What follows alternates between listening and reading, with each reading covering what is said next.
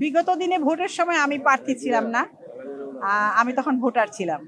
আর এখন যেহেতু আমি প্রার্থী, আমি দাঁড়িয়েছি, তা আমি এইটুক বলতে পারি, আমি আপ্রাণ চেষ্টা করব আমার যারা আছে ভোটাররা, আমার সহশিল্পী, তাদের জন্য কিছু করার জন্য। তার জন্য যদি প্রধানমন্ত্রী পর্যন্ত যেতে হয়, আমি সেখানেও যাব। ঠিক আছে, আমি কোনো কিছুকে ভয় পাই না উপরে আল্লাহ ছাড়া। আমার ভালোবাসা দিয়ে তাদের কাছে টানবো। আমি চাই আমার যারা আছে ভাই বোন, আমার আশেপাশে আমার সহশিল্পী, তারা আমাকে অনেক ভালোবাসে। আমি জীবনে যে কথা বলি প্রত্যেকটা ভোটার জানে, আমি সেটা পালন করার চেষ্টা করি।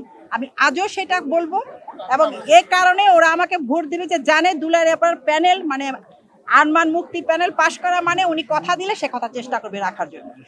এখন যে নির্বাচনের পরিবেশ, সেটা আজ থেকে ৮-১০ বছর আগে আমাদের যে পরিবেশ ছিল সেই পরিবেশ, কিন্তু মাঝখানে ৫-৭-১০টা বছর ওটা কোনো নির্বাচনের পরিবেশ ছিল না, ওটা খুনাখুনি রক্তারক্তি ছিল।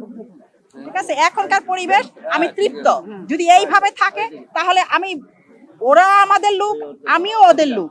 কে পাশ করবে কে ফেল করবে এটা একমাত্র আল্লাহ বলতে পারবে। কিন্তু এখন আমি আশাবাদী যে আমার প্যানেল, আমার মুক্তির প্যানেল পাশ করবে। হ্যাঁ, ও ব্যাপারে আমি বলবো না, সমস্যা অনেক ছিল।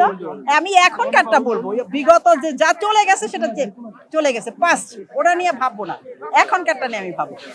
আমাদের তো মেন একটাই সমস্যা, যে আমাদের যারা জুনিয়র শিল্পী আছেন তাদের বাসস্থান নাই, অসুখ হলে চিকিৎসা নাই, তাদের মানে আর্থিক সঙ্গতি নাই।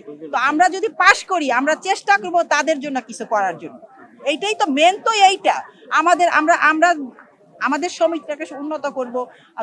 প্রয়োজনে যদি আমাদের পরিবেশ ভালো হয়, নতুন ছবি হবে, সেই ছবির আয় ব্যয় দিয়ে আমরা শিল্পীদের জন্য কিছু করব। এটাই তো আমাদের মেন চাওয়া। আমরা তো বাইরে আলু পটল বিক্রি করতে আসি না।